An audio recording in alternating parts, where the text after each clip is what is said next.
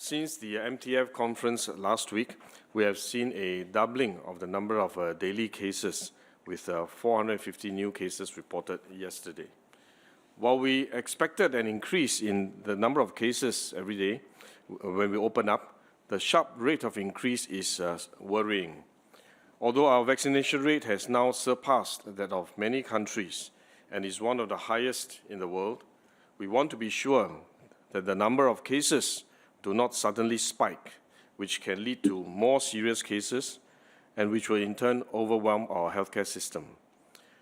We have seen how, despite high vaccination coverage, countries like Israel and UK saw a sharp spike in cases after they relaxed their measures. Therefore, we want to be cautious and give ourselves more time to be certain that the high number of daily cases will not result in high number of serious cases or deaths. The next 2 to 4 weeks is therefore crucial, as we will find out if patients eventually develop serious illnesses and complications subsequently. That said, there continues to be strong evidence that vaccination can protect against serious illness. There is also evidence that shows vaccinated COVID-19 cases recover faster than unvaccinated cases. We have seen this globally and also in Singapore. Of all the cases we have seen in Singapore so far, less than 0.1% are admitted to ICU or passed away.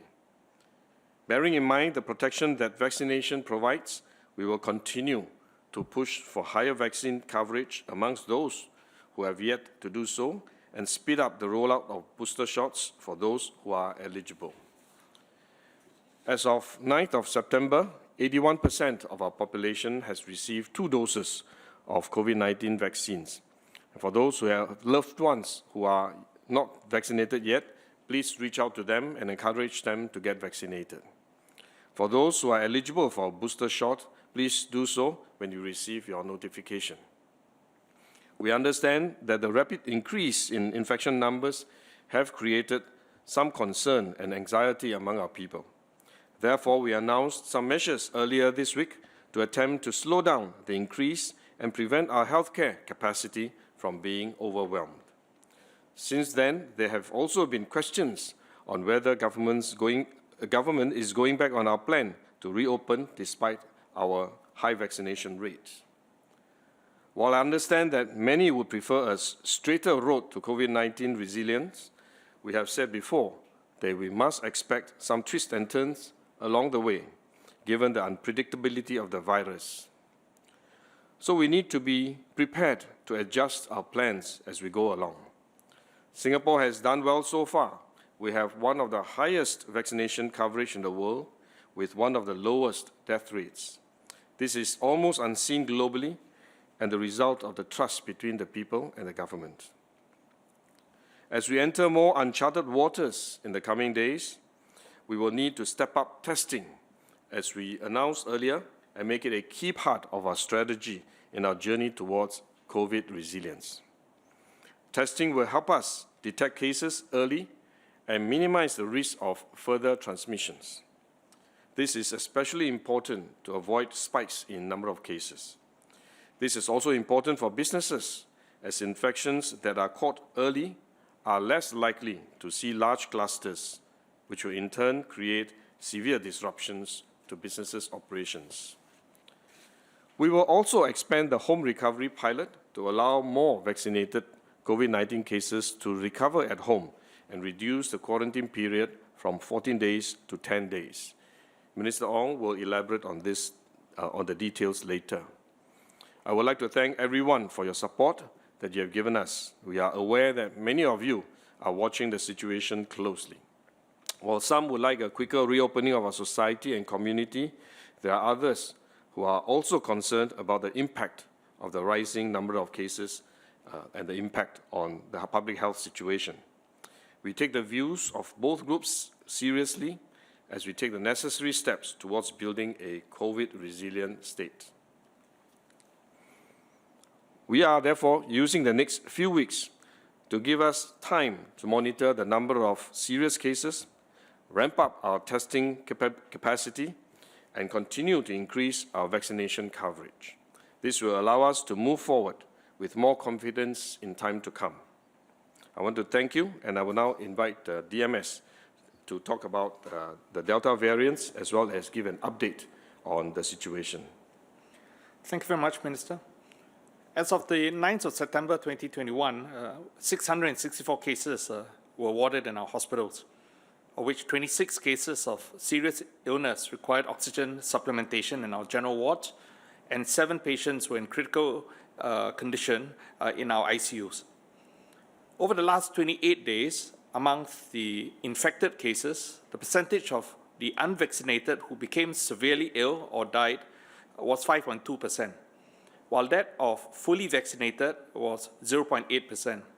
And this means that if you are still not fully vaccinated against the COVID-19 virus, you will have more than 6 times, in fact, it's 6.5 times a higher likelihood of getting a severe infection and a bad outcome compared to a fully vaccinated person. The number of new cases reported daily has risen very quickly over the last 2 weeks. Yesterday, the Ministry of Health announced a total of 450 new local cases of COVID-19 infection in Singapore. This is in contrast to 216 new local cases reported 1 week earlier on the 3rd of September and 120 new local cases the week earlier on the 27th of August.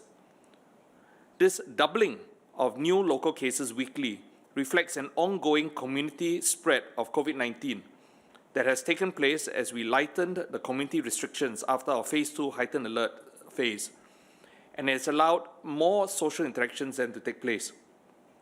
In our epidemiological investigations, we have identified transmission occurring in workplace, social, and household settings, contributing to the large clusters that we had to then deal with in the Bugis shopping mall, at bus interchanges, and at other work sites. These transmissions may have been facilitated by the increase in mask-off, close physical interactions occurring between individuals and amongst groups of people. There were also breaches in safe management measures and poor compliance in mask-wearing requirements in some of these cases that possibly further contributed to spread.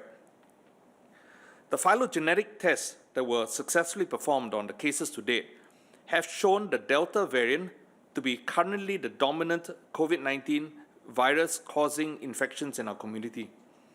Compared to the wild type or other variants that we encountered last year, the Delta variant has caused a different clinical and epidemiological pattern to the COVID-19 infections that we encountered now.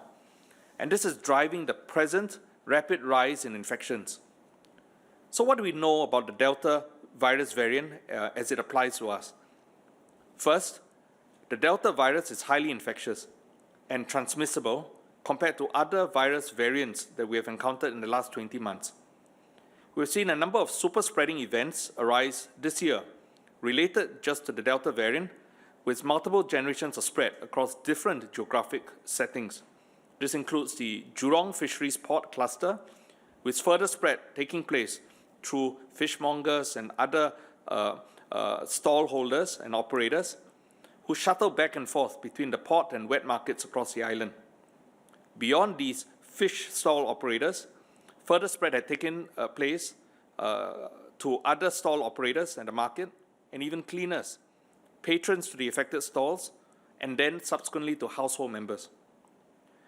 Our National Center for Infectious Diseases, or NCID, has demonstrated that infected people with the Delta variant may have high viral loads at an early phase of their infection, and this is particularly for unvaccinated but infected cases, and they have more prolonged shedding of the virus compared to other variants. And this does contribute to the overall increased transmissibility seen with this variant. Patients who are symptomatic from COVID-19 infection have had their symptoms manifest over a variety of different durations of incubation period, from the time of exposure to the time in which they manifest their symptoms. And this can take up to 14 days. However, compared to last year, with the wild-type variants that we encountered then, we've seen more people presenting this year with shorter incubation periods, with a mean of 4 days or less, compared to a mean of 6 to 8 days previously. And this means it takes a shorter time for people to develop the infection and to be infectious, even before they become symptomatic. The shorter incubation period leads to a greater risk of amplification and dispersion of infection if infected people continue with their social and work activities, particularly if it's working away from home. It is therefore not surprising to see large clusters of cases then detected at the onset when we pick up an initial case of COVID-19 in the community. The larger dispersion makes it more challenging to manage and control clusters. And with a rising number of cases and clusters in the community, it becomes even more important for us to adjust our contact tracing, testing, and isolation strategies to try and limit further spread. Firstly, more frequent testing is needed, with tests that have a short turnaround time for results to be acted upon quickly. And this should be done at the workplace and within households as soon as infected cases are detected. We have distributed nationally ART test kits to facilitate more widespread testing, and individuals who are detected to have positive ART test results should seek medical attention, self-isolate as soon as possible, so that we can perform confirmatory PCR tests for COVID-19 and then follow up accordingly. Workplaces are encouraged to implement regular routine testing, and a high testing culture will help us to detect cases as early as possible before too much spread has occurred in that workplace. The Delta variant also causes more severe infection. In many countries, including the UK and in Israel, Delta infections have been shown to be more than twice associated with the risk of hospital admissions compared to infections by other variants. Our local study conducted by NCID has confirmed that patients with Delta infection have a higher risk requirement of oxygen support, ICU admission, and even death. The overall case fatality rate per 100,000 cases in the first 8 months of this year with Delta infections was 27.61. And this was nearly 7 times higher than the corresponding case fatality rate observed in the entire duration of last year, 2020. Vaccination against COVID-19 still makes a difference. NCID has shown in a study of households exposed to an infected household member in the Bukit Merah outbreak that vaccinated individuals have nearly a 2 times reduction in their risk of getting infected compared to unvaccinated people, despite being exposed to the same infected person. The risk of needing oxygen support and of needing ICU stay is also much lower if you are fully vaccinated. And while about 0.1% of vaccinated but infected persons need ICU care, the proportion of unvaccinated but infected persons needing similar ICU care is about 10 times higher. And there's also close to a 16 times lower probability of death if you are vaccinated. So for those of you who are vaccinated and say you're aged between 60 to 69 years, your risk profile has changed with vaccination. Your need for oxygen supplementation or ICU care is now lowered to be similar to that for unvaccinated people less than 50 years of age. Studies in other countries like the UK have shown similar findings of a protective benefit with vaccination for seniors. Our increase in community cases has not been associated with a corresponding increase in the numbers of people needing both oxygen support or ICU care. And notwithstanding the doubling of cases that we are now seeing every 7 days or so, the number of cases in the ICU remains relatively low. And the cases have been predominantly frail seniors with chronic medical conditions and unvaccinated people. This is an encouraging trend, even though we do not wish to see any person coming into the ICU for critical care. And we need to monitor the situation closely for the next 2 to 3 weeks to see if this trend between seeing high numbers, yet with low numbers of people requiring ICU care, continues. And to see if our local experience matches that seen earlier in the UK, where a big rise in their total number of infections following the removal of community restrictions in what they call a Freedom Day, they didn't see any correspondingly large spike in the number of ICU cases or the number of deaths. And we hope that our local experience will be similar. Nonetheless, it will be prudent for us to exercise caution. Now is not the time to celebrate our own version of a Freedom Day. And particularly, if you're vulnerable to severe infections or bad outcome, or if you live with a family member who is vulnerable, please exercise caution and cut down on your social activities or at-risk activities that can lend itself to further spread of infection in the community. And we must be considerate so as not to introduce infection to others.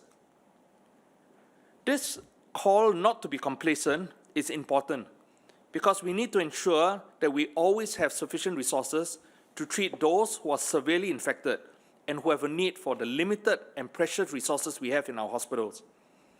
We have done our bit to try and ensure that our resources step up so that we have sufficient for the needs that we have at hand. And in tandem with the rise in community numbers that we've seen, we've taken precautionary measures instructing our hospitals to carry out preparation to bring some of the reserve beds that they had now to be on standby in case we really do need those additional ICU beds. We've also instructed all our hospitals to defer non-urgent elective clinical services in anticipation for a possible further surge in number of patients requiring hospital-based care. And we ask for the public's cooperation and understanding if, as a result of these changes that we have had to make in preparation, it leads to some delays or prolonged waiting time for some of the clinical services and treatments to be given for those who do not have urgent medical conditions. Vaccination reduces the likelihood of infected people transmitting infection. And although the viral load is similar among infected, vaccinated, and unvaccinated people in their early phase of infection, there is a faster clearance of virus among vaccinated patients compared to those who are not vaccinated. And this means that a vaccinated but infected symptomatic person will not be infectious after 9 days compared to an unvaccinated symptomatic person who may take up to 16 days before he clears his viral load. Our clinician scientists have also not been able to culture the virus at that time when the PCR test CT values are well above 25. This has allowed us an opportunity to review our clinical protocols on treating and discharging of COVID-19 cases to either our CCFs or to our new home recovery program. And Minister Ong will share a bit more in a while on some of these details on how these changes have been made. For Delta, we do see more kids infected, but so far we have been fortunate not to see severely ill children. They have either been asymptomatic or with mild symptoms. And we're happy to see this outcome, but we are mindful that in other countries, particularly reported in the US, there have been many children admitted into ICUs and also deaths among children. So while we see our community cases rise, we do need to prepare for every possibility, and that includes that we will see very sick children with infections or even have to prepare for that scenario where we might even see deaths. Our work to increase vaccination coverage must continue, as it remains nearly 900,000 seniors who have yet to get vaccinated. But we are also concerned about other groups of people whom studies have shown have a higher risk of poor outcomes if they get infected. And these are a cause for our concern, and we will focus on trying to get as many of them vaccinated as is possible. This includes pregnant women and women who are intending to have children very soon. The chapter of obstetricians and gynecologists in the Academy of Medicine, as well as the Obstetrical and Gynecological Society of Singapore, have issued expert statements affirming that the benefits of vaccination exist and they far outweigh any potential risks associated with vaccination, and certainly the risk of getting a bad outcome with infection. So women who are pregnant or are planning a pregnancy soon should still get vaccinated as soon as is possible. And if you are concerned about your individual situation, I would encourage you to see your doctor to get further information and advice concerning vaccination.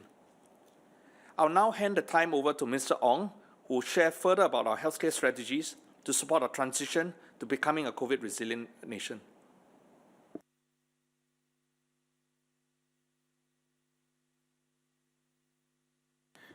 He's muted. You need to unmute him, yeah. Sorry. Thank you, Kenneth, for the useful explanation. When the MTF presented our transition plan to a COVID-resilient nation, we explained that let's be prepared to see infection numbers rise and also ICU cases and deaths going up. So the rapid rise in infections over the past 18 days is therefore not unexpected, except it is happening sooner than what we had anticipated. We had hoped for a more controlled preparatory phase, and that's why we came up with that phase, where we can get more people vaccinated, adjust our healthcare protocols, try out several pilot projects to open up social economic activities, travel, while keeping infection numbers at a manageable level, maybe 100, 200. And then we would enter the transition phases where we open up further and expect cases to start rising along a steeper curve. But by then, we would be well prepared to manage it. Unfortunately, Delta variant never followed our plans, which is also not surprising. So this rapid and exponential rise in daily infections that we are experiencing now is what every country that seeks to live with COVID-19 has to go through at some point. But we always wanted to go through it differently from other countries in two major ways. The first is that we want as few deaths as possible. Practically every country that has gone through this kind of transmission wave has suffered hospital collapses and high death tolls. We want to avoid that. If we can achieve that objective, then we will also achieve our second objective, to go through this experience in a different way, which is to avoid a long, hard lockdown, a repeat circuit breaker. And that is, in fact, what New South Wales in Australia and Vietnam are going through now. So the key to go through this experience differently from other countries, as few deaths as possible without a prolonged hard lockdown, the key is vaccination. As DMS explained, vaccines are very effective in protecting us against severe illnesses, ICU cases, and deaths. So are we achieving the two objectives we set for ourselves currently? We take stock. Our cases started rising sharply 18 days ago on the 23rd of August when we hit almost 100 cases, 94 to be exact. And from then, 24th August onwards, it's been rising at a very steep curve, along a very steep curve. Through the 18 days, ICU numbers were kept at 5 to 7 so far. There were 2 new ICU admissions and 1 death due to recent cluster over that 18 days. The MTF will be distributing a chart to illustrate this. So we are seeing high number of infection cases, but so far for 18 days, ICU numbers, admissions, and death has been kept low. But we should expect it to rise. Therefore, there is strong evidence to show that vaccination has weakened the relationship between number of infections and number of patients with severe illnesses and deaths. But it is early days yet, and there is always a time lag between infections and the onset of severe illnesses. As far as possible, we don't want to reverse course in our transition plan. We need to monitor the incidences of severe illnesses and deaths closely in the coming 2, 3, 4 weeks, as Kenneth has mentioned. So let us navigate this wave first before we embark on further steps to reopen. So for now, we are not reversing. We still want to progress on our transition journey, but we are not racing ahead. We are actively responding, watching, and monitoring. If I just repeat this in a few Chinese words, is 冷静观察, 稳住阵脚, 沉着应对. The imperative now is to quickly adjust our healthcare protocols. And that is a very, very urgent task because we are no longer dealing with 50, 100 cases a day, but multiple times of that. The old ways do not work anymore. So what number of infections are we potentially dealing with? Based on the experiences of other countries, mainly in Europe, which are also highly vaccinated, a transmission wave, we know, does not last forever. It typically takes, if you're lucky, 4 weeks, if not 8 weeks. So 30, 40 days, we can assume that, to peak before it comes down and then stabilize. So during that rise of 4 to 8 weeks, daily cases can double every 10 days. And I think we've been seeing that, which means be prepared for 4 to 5 doubling cycles.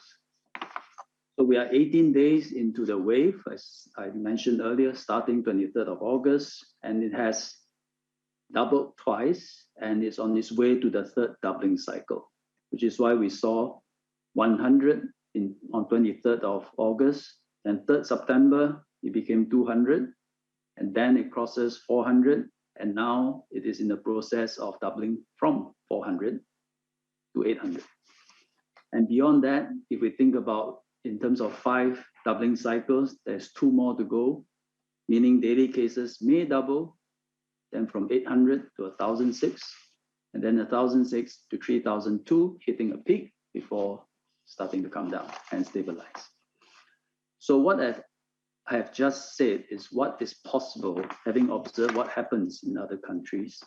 How it actually unfolds will of course depend on what we do collectively, whether we will test extensively with the help of employers, reduce our interactions where possible, wear our mask properly and diligently, get ourselves tested when required, isolate ourselves when we are ill or when we are tested positive through ART. And if we can do that, maybe we can avoid 5 doubling cycles. Maybe we can get away with 3, 4 before we settle down. Let me just cite what are the numbers in other countries having settled down and then living life quite normally. Yeah, I just came back from Europe from a G20 meeting. I can see many European countries are living life quite normally. So if you look at South Korea, life is quite normal there. If we look at the infection rate, and here let's measure it by number of infections per 100,000 population per day. Yeah, so it's a rate comparable across different geographies. South Korea is about 3 to 4 and living life quite normally. Italy, Denmark, Sweden, 9 to 10. 9 to 10 infections per 100,000 population per day. Germany is about 11, Netherlands about 15, France is about 18, Switzerland is at 30, USA is at 45, UK is 55 or so. We are currently 7, so at the lower end of all these countries that have been living with COVID, but rising, and it may surpass many, peak before it comes down. But that is how other countries have dealt with it, going through a wave in order to live with COVID. The key is as we go through this wave, a key imperative is to get our healthcare protocols readjusted, in fact, reconfigured. And they need to shift decisively to cope with a much larger number of infections. Based on the characteristics of Delta variant, which DMS has presented, we will make the following 4 major changes. First is quarantine. At these numbers, our contact tracers can no longer interview every infected individual, map out their whereabouts and contacts and try to link them and try to form clusters. Each interview takes about 2 hours. When we are 100 cases, they can interview everyone. At these numbers, it's not possible. So instead, we will focus our resources to deal with vulnerable settings and large clusters, such as hospitals, schools, nursing homes, should they be infected. We will also rely on simpler, scalable methods, such as automatically quarantining household members of the infected and then make them serve home quarantine.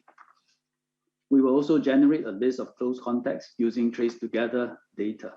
So for very close contacts, we will send out health risk warnings so that they will get themselves, they are required by law to get themselves tested and self-isolated until they receive a negative result. For contacts that are not as close, we may send health risk alerts for them to just monitor their own health closely. That's the first change. Second change, as the incubation period for Delta is shorter, as explained by DMS, with a median of under 4 days, we will shorten the quarantine period from 14 days now to 10 days. This will be less disruptive to people and yet capture a significant majority of infected cases. Third, based on the finding that infected individuals with CT above 25 are no longer infectious during the recovery phase, we can also bring forward discharge. Today, an individual is discharged on day 10 if he's tested negative or CT above 30. We will now allow discharge for day 7 if he is tested negative or CT above 25. If not, he will be discharged at day 10. We will continue to review the data and tweak the discharge policy accordingly. Fourth, we will move decisively on home recovery. This is very important so that hospital beds are allocated to those who truly need medical attention. And it's important, very important to do this when case numbers rise. Today, the large majority of infected patients are in hospital more for observation, and most are discharged uneventfully. So we started a home recovery pilot project for 21 individuals, with 9 already discharged. It has worked well. The individuals are relieved, they can recover from home, and their neighbors has been very supportive, very understanding. I really thank them for that. We would have wished for more time to expand the pilot before making a bigger move, but we have no time to do that. We will implement in the next few days a default home recovery for 2 groups, or rather for 1 group of individuals, and strongly encourage home recovery for another group of individuals. So for the first group, default, and these will apply to those who are young, fully vaccinated, who do not have underlying illnesses or comorbidities. They must not live with any vulnerable persons, such as pregnant, immunocompromised, or anyone above 80 years old. Their homes must have a room with an ensuite toilet. We will start with younger persons and then gradually raise it to individuals who are about 50 years old. And this will account for about 50% of infected cases now. Second, strongly encourage are for infected children between 5 to 11 years old. Many parents have in fact been requesting for them to recover and to be cared for at home, especially when the children they can see are generally well with no or very minimal symptoms.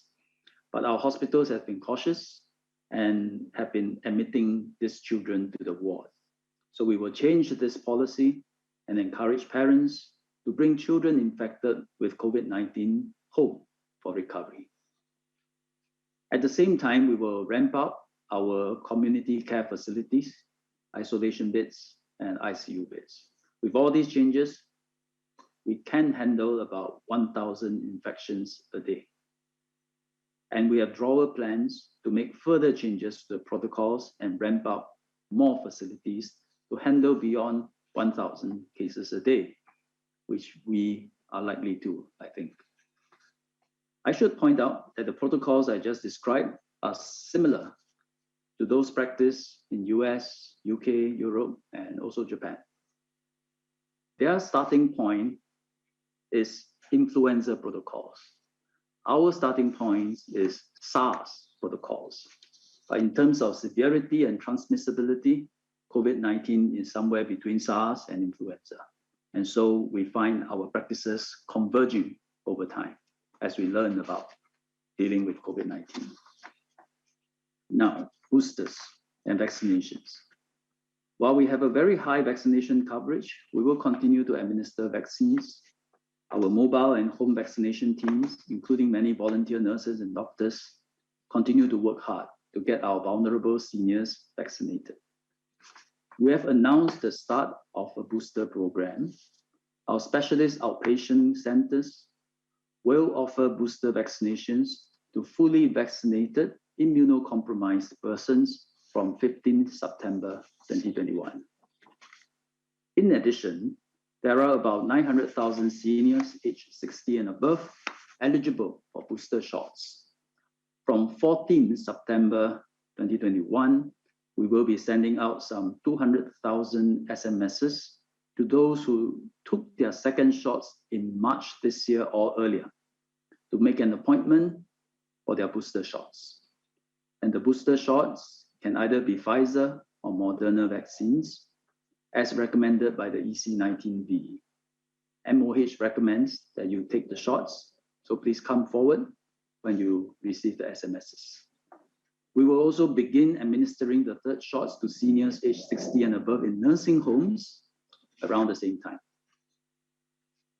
Sinovac. About 1.5% of our population has taken the Sinovac vaccine, administered through the SAR route by private clinics. MOH has also administered the Sinovac vaccine to those who are allergic to the mRNA vaccine. The private clinics had suspended vaccination as their stock has been depleted. MOH has facilitated the ordering of new stock. Barring unforeseen circumstances, they should arrive around 20th of September and be available at some of these clinics a few days after that. In conclusion, I mentioned earlier that to live with COVID-19, no country is spared from going through a wave of transmission like what we are experiencing now. But we have done whatever we can to prepare for this. Circuit breaker, heightened alert, implement trace together, safe management measures, and very importantly, vaccinating the large majority of our population. I consulted widely with my colleagues before preparing these talking points. And after hearing from them, and they asked, since I have the microphone here, they asked whether I can help them convey the following advice to the following groups. Seniors, if you are a senior, during this period, minimize your social interactions for the next 1 month. Just go out for essentials, like buy food or see the doctor. This is especially if you are still unvaccinated. And if you pull down your mask to below your nose and chat with your friends for an hour, you put yourself at a very high risk of infection, and consider getting yourself vaccinated. If you are a young person and you live with seniors who may be your parents or grandparents, please help to protect them. Also minimize your social interactions, cut back on eating out or bringing many friends to your home. because these activities can easily bring the virus to the seniors living at home. If you are pregnant, please understand that the scientific data internationally is very clear that vaccines are safe for you and your baby, but a COVID-19 infection is not safe for you and your baby. So please get yourself vaccinated.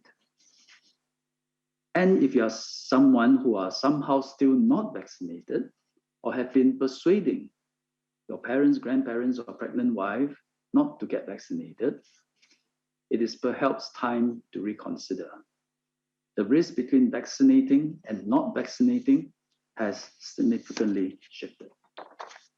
More than ever, we need to work together, exercise civic consciousness and personal responsibility, and do our part. Take care of ourselves and take care of everyone around us. Thank you. Good afternoon. Much has been said just now by my colleagues and DMS, so let me give a quick summary of where we stand today. We have a plan to reopen and live with the virus, and we knew all along, and we've said so before, that once we reopen and resume activities, we will experience a new wave of infection. All countries that open up have had to deal with such waves. For us, it is happening faster than we had expected. And it's also the first time since our opening that we are facing such a new exponential wave of infection in our community. Very soon, we will reach 1,000 new cases a day. And in a few weeks' time, we will probably get to 2,000 new cases a day. And that's why we have to take a more cautious approach in the current situation and make sure that we adjust quickly to this fluid and rapidly changing infection situation. The difference between now and what we had, say, a few months ago or even last year is that we have a much higher vaccination rate and so better protection from the vaccines. And that's why we've said before that our focus is not just on the daily infection numbers, but the number of serious cases needing oxygen and ICU care. And indeed, that's our key focus. Our ICU numbers are still low now, as you heard just now, but we must not be complacent and assume this will automatically remain so over the coming weeks, because severe illness typically comes 2 weeks or more after one catches the virus. So we have to monitor the situation closely and also see and learn from the experiences in other countries. There are countries that are highly vaccinated, which have gone through a wave of infection, and they have kept their hospital system intact and avoided high death toll in their society. On the other hand, there are also countries with a highly vaccinated rate, experiencing a wave of infection, and despite their best preparations, they have seen these cases, infection cases, follow through to more people needing oxygen and ICUs. The hospital systems get overwhelmed, and eventually they see more people succumbing to the disease. Take Israel as an example. It's a highly vaccinated population. It's now going through a wave of infection. Cases have gone up sharply, and the ICU cases have also risen. And over the past week, they have seen an average of 25 deaths a day. And that's why we are asking everyone to exercise restraint during this period. Scale back your non-essential social activities, get tested regularly, and let's all do our part to try and slow down the spread of the virus. I should add that throughout this pandemic, our actions have been guided by data and evidence and based on the advice of our medical and scientific experts. And the collective view of the MTF and our experts is this. First, we do not think there is a need to return to the heightened alert and circuit breaker at this juncture. As I said on Monday, these are last resort measures and we should not rule them out entirely. In the event that we see the risk of our hospital system being overwhelmed, we may have to introduce them. But at this point, we do not see a need to return to the heightened alert or to the circuit breaker. Second, we also do not think it would be prudent to press ahead with any opening measures during this period, especially when we are in the midst of an exponential rise in infection cases. In fact, that would be a reckless thing to do under current circumstances. So thirdly, our position is we believe it is more prudent to take a pause now, do our best to slow down the spread where we can, and then monitor closely what happens to our ICU situation over the next 2 to 4 weeks.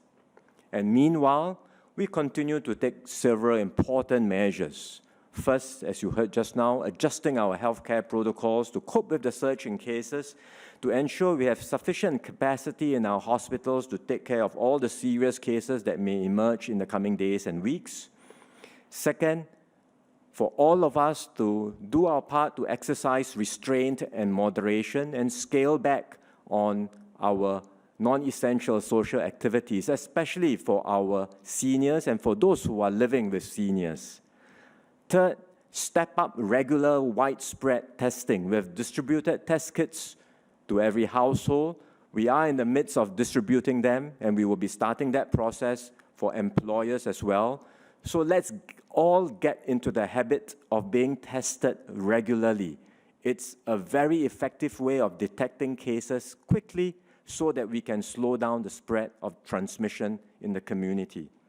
And finally, we will continue with all our efforts to roll out vaccinations to those who are still unvaccinated, especially our seniors, and we will proceed with our booster program for those 60 and above quite soon.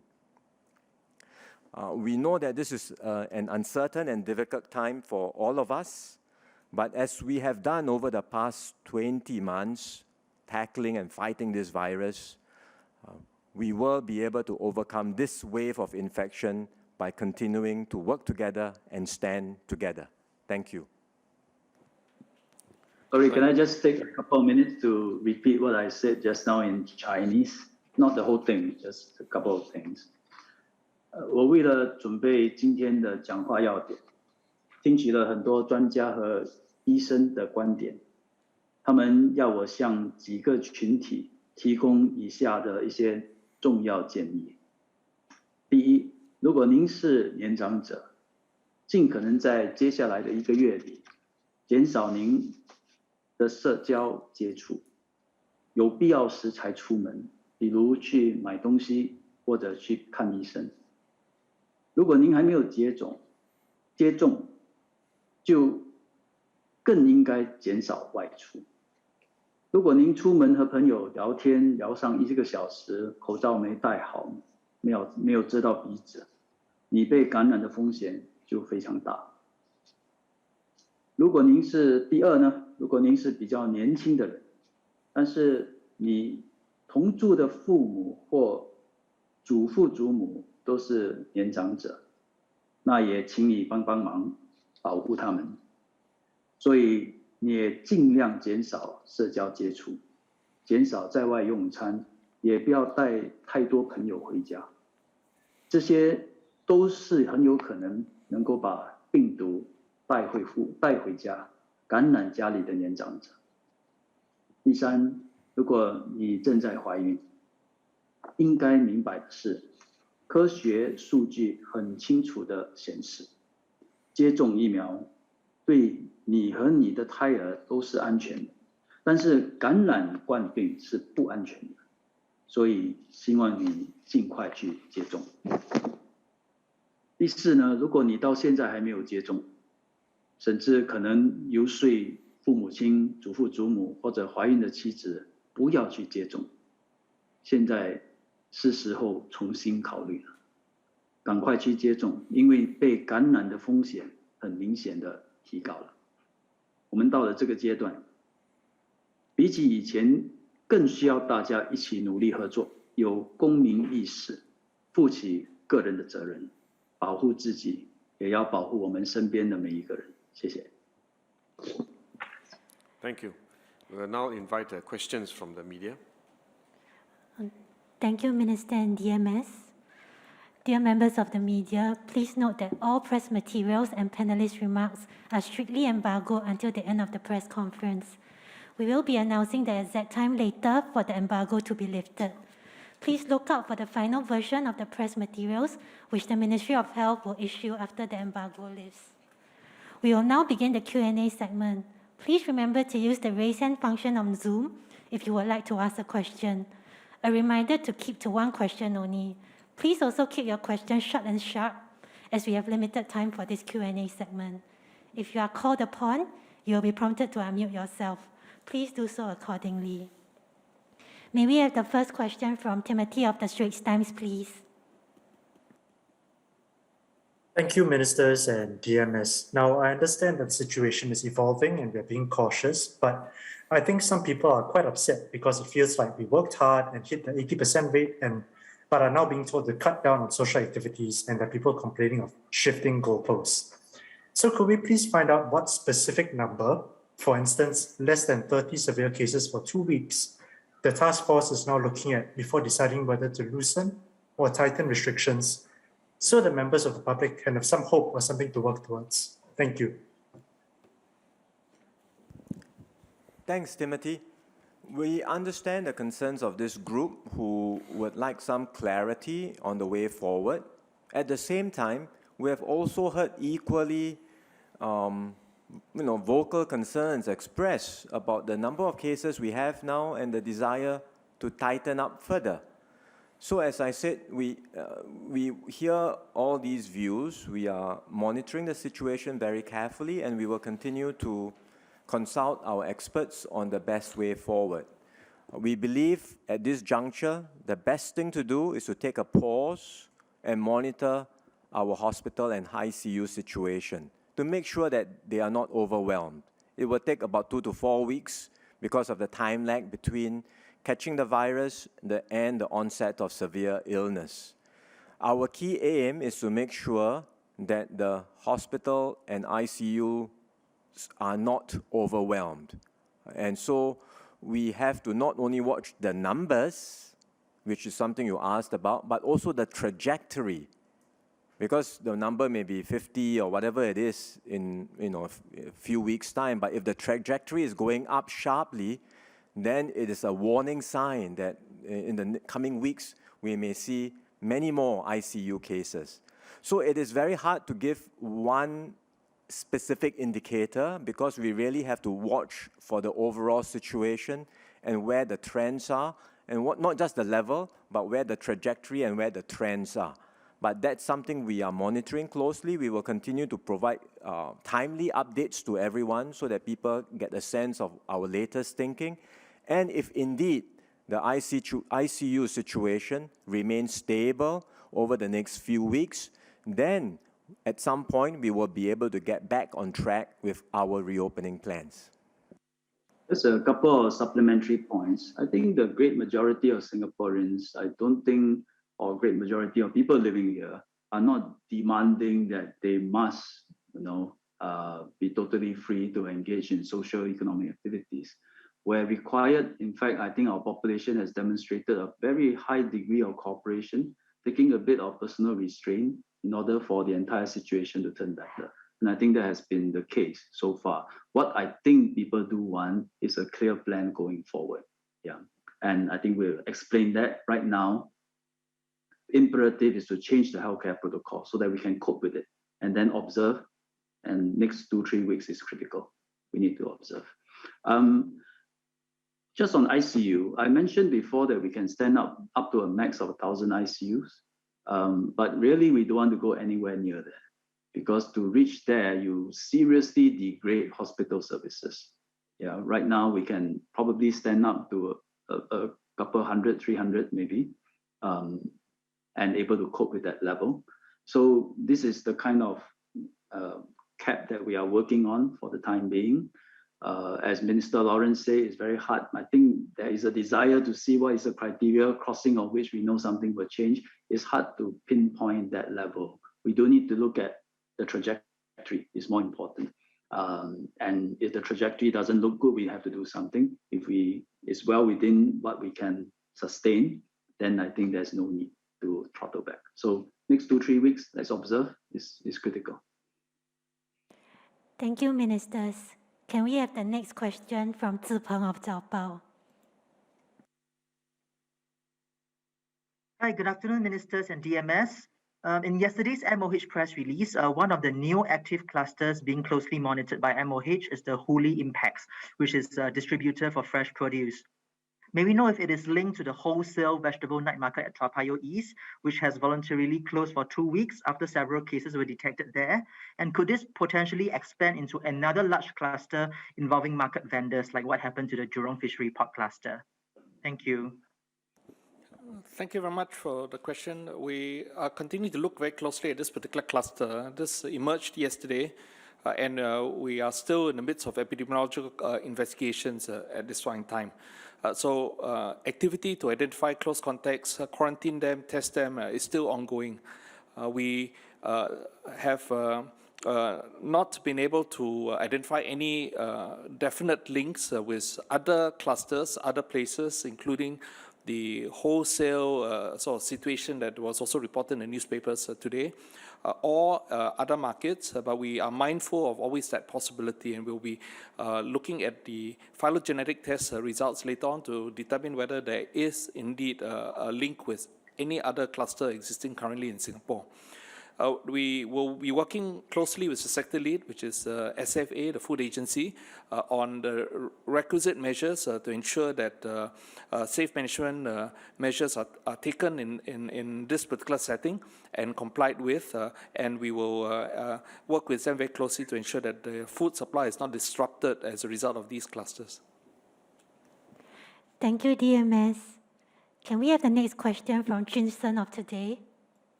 Hi, ministers and DMS. The question is really about, I know you said that we are probably be able to cope with 100 to 300 cases in the ICU, and we can cope up to 1,000, but we are not even close to that level yet. So I guess the question is, are we at the point where we should ask ourselves how many serious illnesses per day or deaths per day from COVID-19 is acceptable before much tighter measures have to kick in? And is there a way that we as a society can come to an agreement on what this figure is, this morbidity figure is? Thank you. Yeah, I mentioned 1,000. As I said earlier, 1,000 is what we can possibly stand up, but we really don't want to go there because it will degrade our hospital services, and it's a contingency plan that we hope remains in the drawer. Yeah. What we can almost very quickly do is to ramp up to close to 300, and that is the capacity we can handle. From a capacity point of view, not from the point of view that we are setting a target for 300 ICU. What can society and ourselves accept at what level of ICU and morbidity? I think it's something we will have to watch, observe, and we hope that this is as low as we can. We are in a very delicate balance of lives and livelihoods. Yeah, I think that is a discussion, a social discussion that is ongoing. I don't think it is possible for us to now set a target for morbidity. Yeah. Can I also make the point, just to supplement what Minister Ong said just now, that one should not underestimate exponential growth. Don't be lulled by 7 cases in ICU and therefore we got so much headroom. Exponential growth can change the situation in a few weeks' time. And that's why our main concern now is not even talking about steady state, what kind of mortality rates for the whole year. That's a separate conversation which we can have later on. And indeed, once we start living with COVID, we must, as we have always said, expect more cases, more deaths from COVID. Yes, in steady state that will happen, but we are now focusing on being in the midst of an exponential wave of cases, which will rise very rapidly in terms of the infection numbers in the community, but we don't know yet what will be the impact on our hospital system. And that's why we are just asking for a pause over the next 2 to 4 weeks so that we can look at the data, understand the patterns of transmission and how it might very well follow through to severity and severe illnesses, make sure that our hospital system can cope before we decide on what the next moves might be. To add on a few additional points to both Ministers Wong and Ong, we are in a very unique situation in Singapore. We've had a very high vaccine coverage rate, which is enviable among many other countries who have not been able to achieve as much of our high coverage as we have. But we are also in a very different ballpark compared to countries like the UK and Israel, who have had to battle before they got high vaccination coverage rates with high community numbers of infections. And therefore, if you call it that herd exposure to COVID-19 is very different from us as it is for those other countries.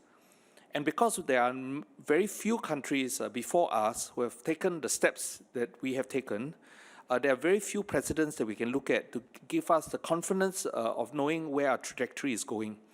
If we look at the UK, we can see clear evidence that despite their opening up with their Freedom Day, an increase in numbers of community cases in the population, it hasn't translated to the same commensurate increase in the number of people being hospitalized, the number of people being admitted into the ICU, or the number of deaths. However, when we look at the situation in Israel, that association or correlation is not so clear. They have seen some increase in ICU cases, and they have also seen increases in the number of deaths, which may also explain why our counterparts in Israel are very concerned about needing to implement the booster vaccination program very early. I'm mindful that the numbers report now in the ICU, low as they are, reflect a situation that's consistent with the infections that occurred 1 to 2 weeks earlier, because there's a lag phase between people getting infected and then deteriorating to the extent they require ICU care or even then subsequently dying. So our numbers now in the ICU may be correlated with the number of cases we had 2 weeks earlier when the numbers reported were still relatively low. So we need to look over the next 2 weeks to see whether with each succeeding week, the numbers in ICU now start to rise. And if they rise with a similar trajectory as what we're seeing in the total number of cases, this raises causes for concern. And it may be that we then need to think about additional measures that need to be taken to dampen down on transmission that takes place in the community. But if we continue with the situation as we are now, despite the number of cases increasing, but the number of cases in the ICU either being relatively stable or with a very slow increase, not consistent with what we see in the total numbers, it creates greater confidence that the resources we have in the hospital and our healthcare system are able to cope with the situation at hand. And that would be then the recommendation we give to the multi-ministry task force that it may be appropriate then to press on with our transition then to a COVID-resilient nation. Thank you, Ministers and DMS. Could we have the next question from Sing Hui of SEMP, please?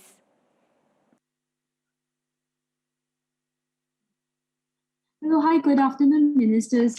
Earlier on, you said that with this, 1,000 COVID-19 ICU capacity, and that we are also asking hospitals to bring their reserves bed on in case you need more ICU beds, right? So all in, really, what is the number that we have? Sorry, what do you mean? What is the full ICU capacity that we have? I think earlier on, what we mentioned, there was many press conferences ago, there was a figure of 1,000. But as I mentioned, this involves severe degradation of hospital capacity. So we don't really want to get there. At that time, I also say that we don't want to get anywhere near there. Yeah. But what we can cope with now is we can ramp up to close to 300 quite readily. And that will be the capacity that we are working with now.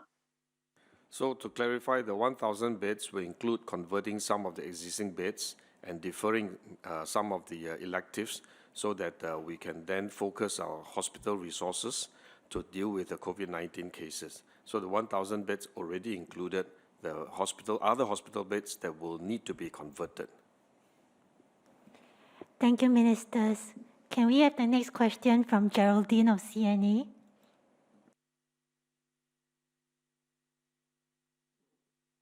Hi, Ministers and DMS.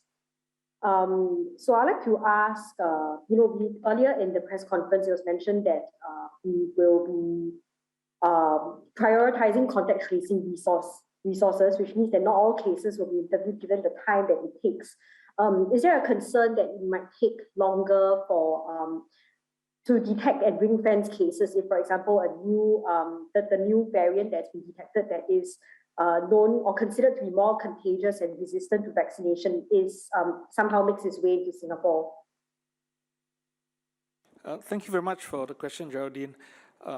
We should perhaps start by stating that we are not giving up on doing contact tracing. Contact tracing still continues. We still endeavor to understand modes of transmission and to control transmission that takes place in the community. But we've come to realize that in the contact tracing processes, protocols that we have done so far, we do need to improve our processes to ensure that we can identify those who are truly at risk of getting infected and those who have been infected and potentially are spreading the community. We want to be more focused on making sure that we can identify them quickly and therefore have more targeted focus efforts in identifying these groups of people. Therefore, contact tracing is not stopping. We're not saying that contact tracing is no longer important, but we are reprioritizing the way in which we do things in a more targeted and focused way that allows us to then be able to identify the important chains of transmission that are necessary to disrupt these clusters from forming, particularly where there are vulnerable members of population there. And that includes the vulnerable seniors that we have in hospitals and healthcare settings, in nursing homes, in our schools, where children still are not vaccinated. So we want to be a lot more targeted, a lot more efficient, a lot more able to then identify the at-risk people and bring them to a testing or isolation protocol as quickly as is possible without wasting additional resources looking at other people. So we no longer need to draw very large rings or bringing too many people under quarantine, but we want to be a lot more targeted in our approach. Thank you, DMS. We will now take the last few questions.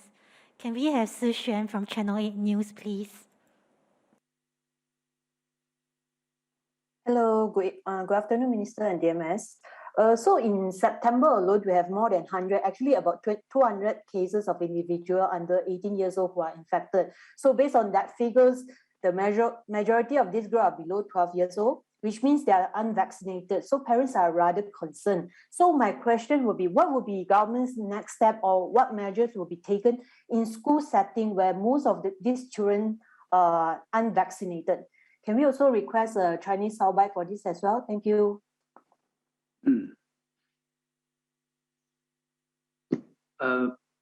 Okay, I'm being highlighted. Speaking as a former Minister for Education, the schools have some of the most effective measures to contain and prevent transmission. And so if you look at the past 18 months, we managed to keep schools open throughout that period. And we had one school who had transmission. And that's actually really the work of parents, students, teachers, principals coming together to make sure those measures work. So it involves several levels. One is within the school, students are cohorted. And that is extremely important because if you are confined to interacting within your class and within class, your own group, you don't cross, in fact, other classes or even other schools. And when it comes to quarantine, it becomes easy. So that is quite critical, number one. Number two is actually a very strict entry policy into schools. So of course, it's not just that if you're sick, you can't come to school. If someone at home is sick, or someone is infected or quarantined, we also implement a leave of absence policy. So that preempted viruses from coming into school. And third is, of course, the students are all taught a much higher level of personal hygiene. I believe they are still cleaning up after themselves in the canteen. And so all three work well together. But of course, now we are at a different level with much higher infections and with Delta variant. So one additional strategy is testing. The MOE is still working out the details. I think it's better we let them explain it, and I think they have put out some information. Testing will allow us some sense and surveillance of whether clusters are forming in schools. And then MOH will do the necessary to support MOE to contain, quarantine, trace, test, and contain those clusters. So it is 四管齐下, many approaches together.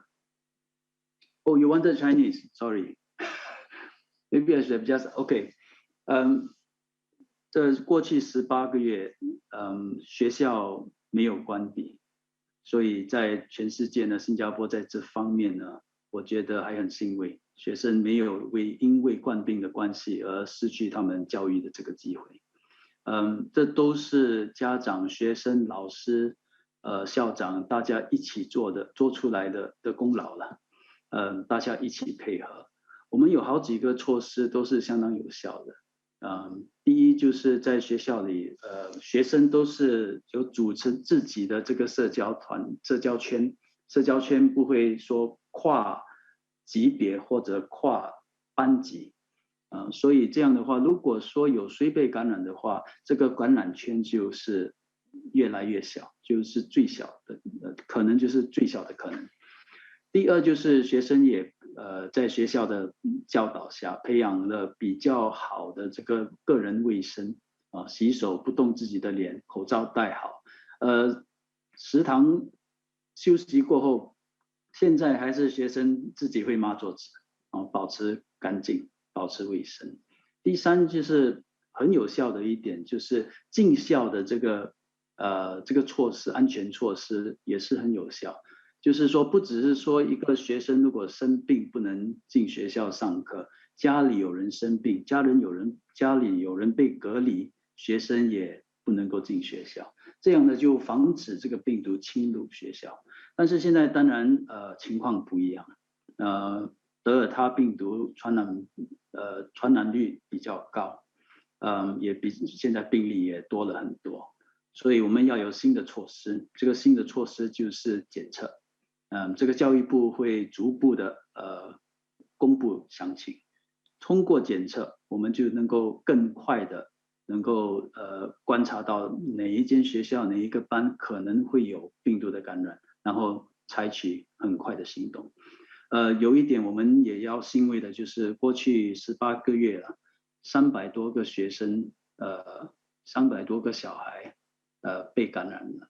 很幸运的就是我们在新加坡300多个学生每一个都是没有病状或者都是轻微的病状，没有一个学生有严重的病状。所以在这方面呢，学生的抵抗力还是比我们成人来得强。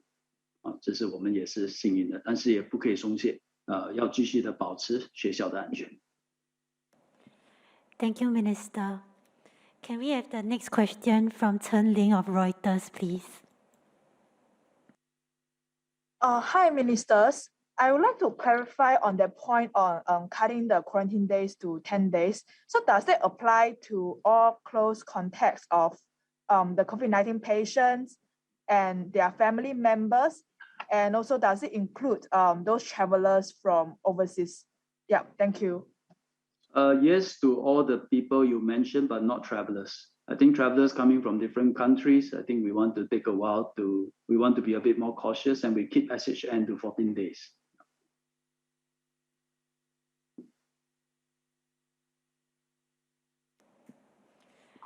Thank you, Minister. Can we have the next question from Jolene or Xingmin, please?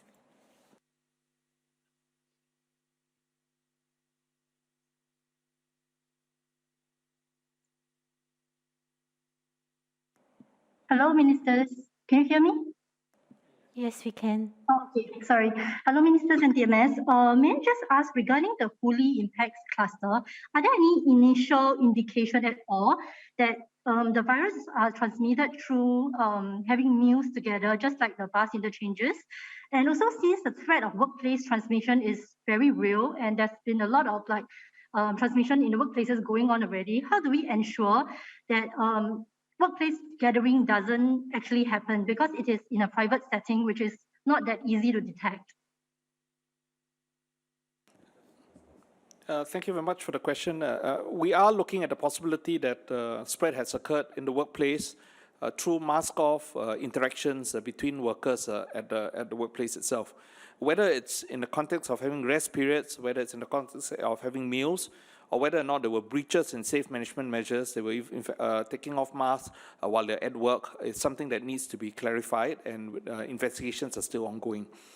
You do raise an important issue that there needs to be compliance with many of these safe management measures. They are important and critical to prevent transmission of COVID-19 infection in the workplace. But this responsibility for ensuring that these measures are undertaken has to be at several levels. First of all, it has been an individual's responsibility. Every one of us in our own individual workplaces needs to be responsible to make sure that we don't expose ourselves to the risk of getting infected, but also we don't participate in any activity that leads to transmission, spread of infection occurring from one person to another within the workplace. That's a personal responsibility, it's our own social responsibility, and it protects our families against the risk that we will get infected and bring that infection home, where we may have other vulnerable loved ones at home. It is also the responsibility of the employers and those who are responsible for activities being conducted at the workplace itself to ensure that the workplace is a safe one. And from a safety perspective, it must include attention towards making sure that infections don't occur and don't spread. We at the government and public service level will put in place guidelines, a framework, and advise and help the employers to institute the correct measures to take place. But that first responsibility has to be at the level of individual persons, employees, staff, and also at the level of the employers and companies. Thank you. Kenneth mentioned it's an extremely important point. Government will still do whatever we can in ramping up our healthcare facilities, contact tracing wherever we can, doing tests, facilitating all this, taking care of patients, linking cases wherever we can. We'll do all this and vaccinating as many people as we can, but we are in a phase where we have to really work together as a society, between people and government. So employers, individuals, families have to all do their part, exercise their social responsibility. It is, as you say, many of these are in private space. It's not possible for government to go into all the spaces. I just wanted to add one point on testing, that we are very concerned about workplace transmission, and that's why we announced recently that we want to expand testing in workplaces, quite aside from safe management measures, which requires everyone to do their part to comply with. So you know that we have increased the frequency of regular testing from once a fortnight to once a week in high-risk settings. Number two, we are expanding the definitions of high-risk settings so that it covers more sectors: retail, transport, delivery personnel. And these are all mandated testing, so it will be once a week. But beyond that, there will be many other workplaces that are not in that, even in that expanded mandatory high-risk group. And for all employers, we are encouraging, in fact, we want everyone to test regularly, your on-site workers once a week, and we will be distributing test kits to employers to enable such regular testing. The public sector will be doing that, so all public servants who are working on-site will be getting test kits to be tested once a week, and likewise, every employer will be getting these test kits and should put in place a regime to test their on-site workers once a week. If employers and individuals, all of us do our part for such regular testing, it will definitely help to slow down the spread of the virus. Thank you, ministers. Can we have the final question from Hui Min of CNA Digital? Thanks for taking my question. So I wanted to ask, what's the task force's sense of how ready the public is to deal with the very uncertain next 2 to 4 weeks, especially after, I think a lot of people saw the lifting of the phase 2 heightened alert measures as kind of a light at the end of the tunnel. So how confident is the task force that people will voluntarily change their behavior to help reduce the spread when there's already a very high level of COVID-19 fatigue? Thank you. We understand that there is fatigue, but I think people at the same time are also concerned about their health and the safety of themselves and their loved ones and family members. And that's why we are not making a return to the heightened alert, because if there is tremendous fatigue, and we have said that our focus is not the daily numbers, but we're looking at the hospital system, and therefore, with a high vaccination rate, there is no need to go back at this time to a heightened alert. But what we are seeking everyone's cooperation to do is, number one, be responsible and do your part to comply with prevailing safe management measures.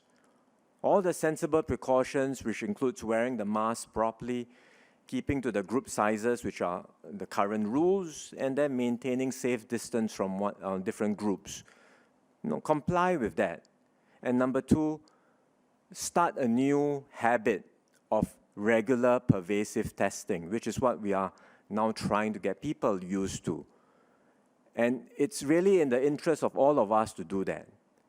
For employers, for companies, if you get your staff and workers tested regularly, then you are able to pick up cases faster, and you can reduce the chances of having your whole business, your whole enterprise being shut because there's a large cluster that emerges later.